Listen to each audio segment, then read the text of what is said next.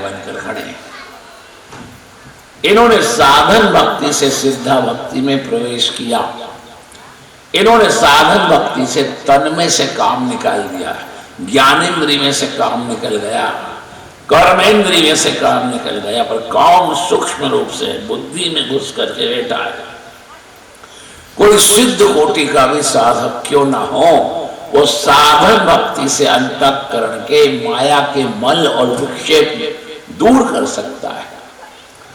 अंतःकरण पर जो माया का आवरण है, वो सिद्ध कोटि का साधक भी वो आवरण को दूर नहीं कर सकता। या तो अंतःकरण पर जो माया का आवरण है उसको दूर भगवान श्री कृष्ण करते हैं, इष्टदेव दूर करते हैं, या सदगुरु देव दूर करते हैं।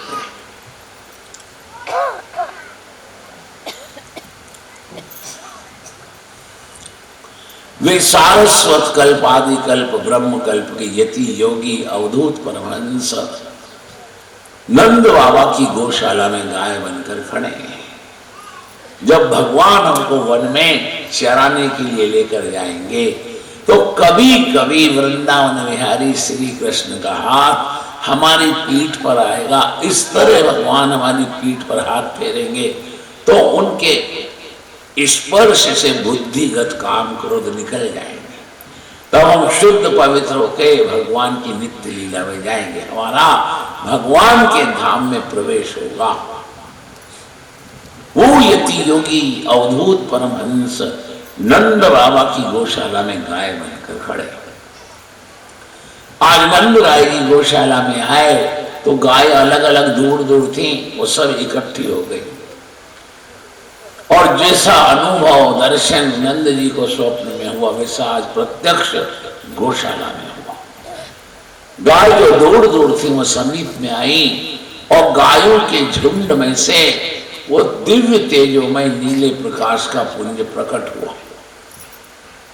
नंद बाबा की आंखें खोली की खोली रही, जैसे हजारों सूर्य एक साथ प्रकट हो गए हों। सारी गौशाला नीले प्रकाश से भर गई। ये नीला तेजोमय प्रकाश क्या है? निर्गुण निराकार ब्रह्म है, ये ज्ञानियों का ईश्वर है। नंद जी की तो भगवान निष्ठा मुख्य है। भगवान समझ गए उस तेजोमय नीले प्रकाश के पुंज में से जो बालक नंद जी ने स्वप्न में देखा वही बालक फिर प्रकट हुआ। पहले स्वप्न में आप प्रत्यक्ष दर्शन है। श्री अंग मेघ के जैसा श्याम में बड़ी बड़ी आंखें, आंखों में प्रेम भरा है।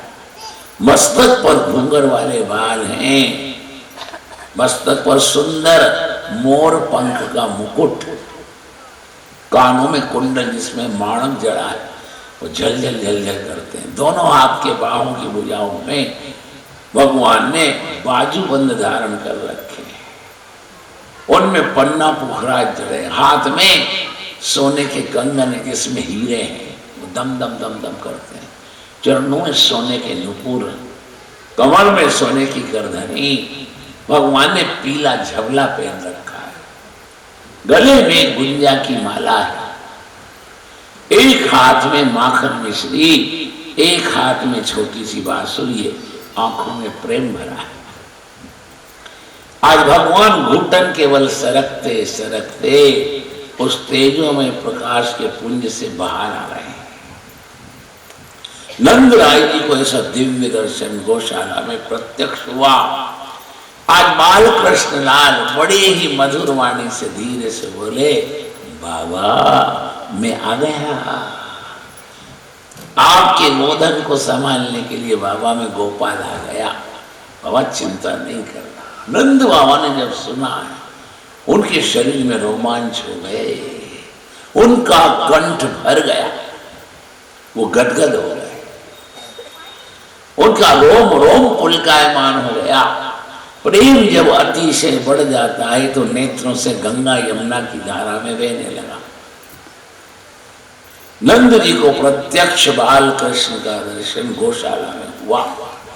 नंद जी बाल कृष्ण को गौ माता को वंदन करके अब गौशाला से निकलकर दौड़ते हुए शांडिल्य ऋषि के आश्रम में आए।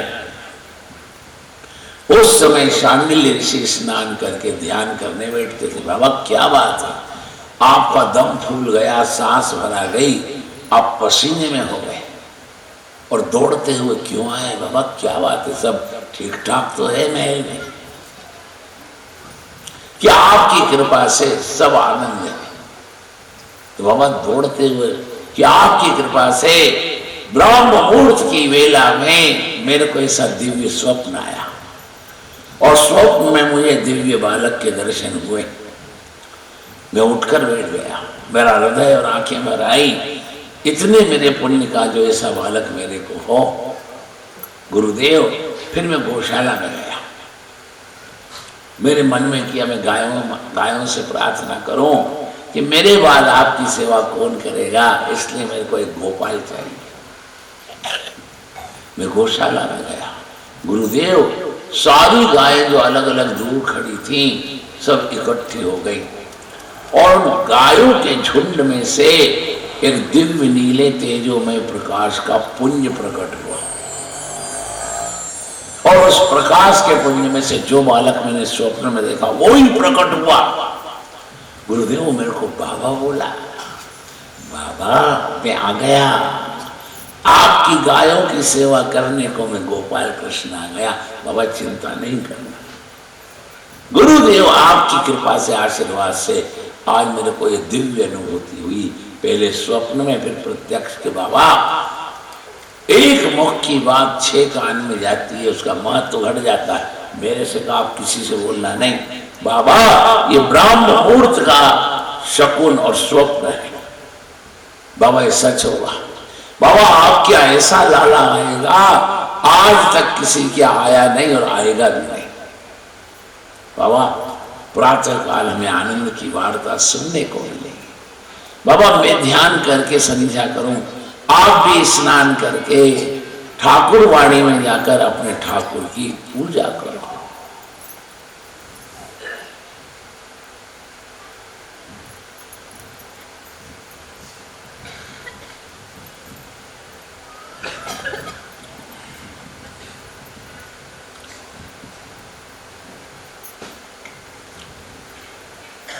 आप मना भी नहीं करते बच्चों को, कौन आकर बैठा है कथा में खबर है, जिसे बात करना है वो पीछे जाए।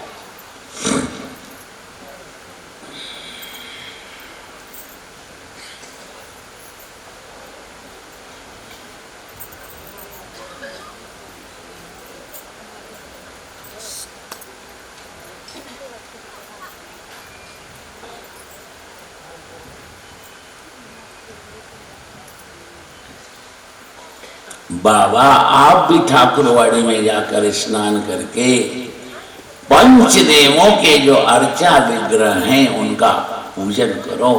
बाबा आनंद की वार्ता सुबह निश्चित सुनने को मिलेगी। नंद राय जी सांडिल्य ऋषि को प्रणाम करके अपने निज स्थान के लिए वहां से लौट गए। नंद जी ने स्नान किया, ठाकुरवाड़ी में गए, भगवान की सेवा पूजा में लग गए। इधर पूर्व दिशा में पो फटी, प्रातः काल हुआ। नंद जी की एक बहन है, उनका नाम है सुनंदा। आज सुनंदा जी यशोदा मैया के कक्ष में गई, अंदर प्रवेश किया। सारा कक्ष दिव्य नीले प्रकाश से भरा और मैया की शैया पर बाल कृष्ण लाल हाथ पांव मारकर खेल रहे। मेरी भाभी कैसी है, घोड़े बेचकर सोई है। आज इस गोविंद घड़ी का मेरे भैया को कब से इंतजार है। आज मेरे भैया को मैं आनंद की वार्ता की खबर दूंगी। सुनंदा जी दौड़ती हुई ठाकुरवाड़ी की तरफ गई।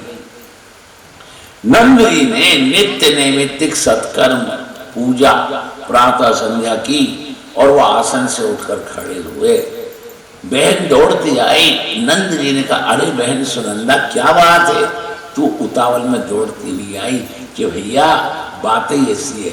अरे भैया, अरे भैया, अरे बधाई बधाई, लाला हुआ है। कि लाला हुआ है कि हाँ भैया, भाभी ने बालक को जन्म दिया।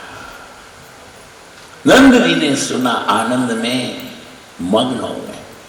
नंद जी ठाकुरवाड़ी से निकलकर फिर दौड़ते हुए शांडिल्य ऋषि के आश्रम में उनसे मिल गए। बाबा क्या बात है, फिर आप दौड़ कर आए? कि आपके आशीर्वाद से सुनंदा ने मेरे को खबर करी कि यशोदा ने लाला को जन्म दिया। कि बाबा आपने देखा? कि नहीं देखा नहीं, मैं आपको पहले समाचार देने आया कि चलो मेरे साथ। नंद जी का हाथ पकड़ा है शांडिल्य ऋषि ने और दोनों नंद महल में आए। बाबा भगवान की कृपा से उम्र के चौथेपन में भाभी ने लाला को जन्म दिया। बाबा अभी नाल छेदन नहीं हुआ, इसलिए वृद्धि का पिंडरू का सूतक आपको नहीं लगेगा। बाबा बालक के जन्म के उपलक्ष्य में यहाँ गौरी गणेश का पूजन होता है, स्वस्ति वाचन होता है। क्या आप कराओ? शांडिल्य ऋषि नंद राय जी को गौरी गणेश का पूजन कराते हैं, स्वस्ति वाचन कराते हैं। बाबा पितरों के आशीर्वाद से वंश वेला बढ़ती है।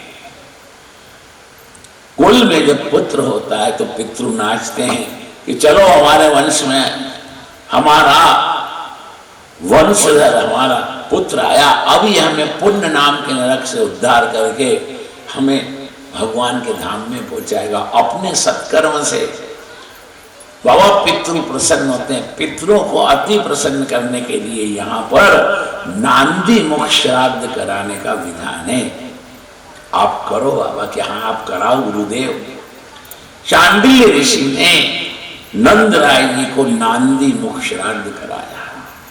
पितरों का मुख सुई की नोक के अग्रभाग के बराबर होता है, पर जब वंश में पुत्र होता है तो पितरों को इतना आनंद होता है कि भगवान उनके मुख को नंदी के मुख के जैसा, सांड के मुख के बराबर कर देते हैं। उसको नांदी मुख श्राद्ध कहते हैं।